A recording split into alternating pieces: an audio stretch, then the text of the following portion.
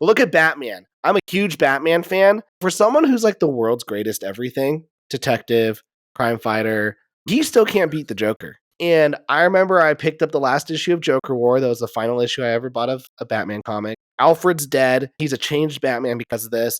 And he chooses to save Harley over letting the Joker die. And I was like, this is great. The Joker might actually stay dead this time. And then now he's chosen his wrath and hate over, saving Joker. Anyways, at the end of the story, he's like, did you guys find Joker? And Gordon's like, oh yeah, we found him and he escaped. And I don't even remember like the last 2 pages. I just chucked the comic across the room. I remember screaming. My wife was pissed because I woke up the baby, but I screamed, you can't even beat a homeless clown. You have nothing.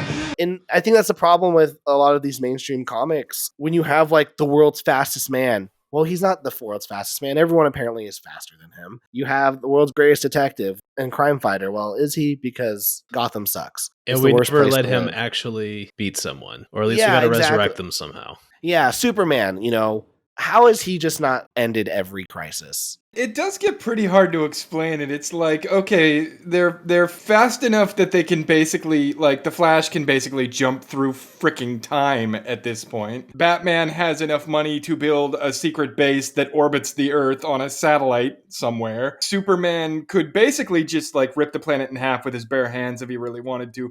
How are they not solving more problems? They have done absolutely nothing to save. Like, they would somehow fail to help an old lady across the street. In a recent Flash episode, you have the Flash using his powers trying to catch up to a motorcycle. Like the motorcycle's winning in this chase scene. You're too slow. It's the CW. You can't count. What? Yeah, it's cheesy. The CW, I was really excited because the first season of Arrow had a lot of potential. It was really good. And as a take on Green Arrow, it was fresh and it was exciting and it was good. I enjoyed it. And then even the first season of The Flash was actually pretty solid. It had a pretty compelling twist with the reverse Flash and all that. Then it just goes off the rails. And then it got real weird. Yeah, a lot of people were really hyped for the Superman and Lois TV show. And the first season was really good, but it's the CW. So I was like, the first seasons are usually good.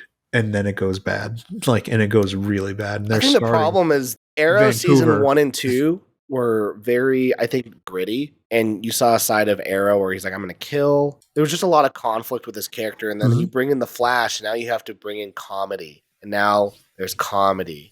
And then every season just kept getting more and more cheesy. And now the crossover is when you see a fight scene, you're like, oh man, I love watching Power Rangers. I love watching the Power Ranger fight scenes because that's what it looks like.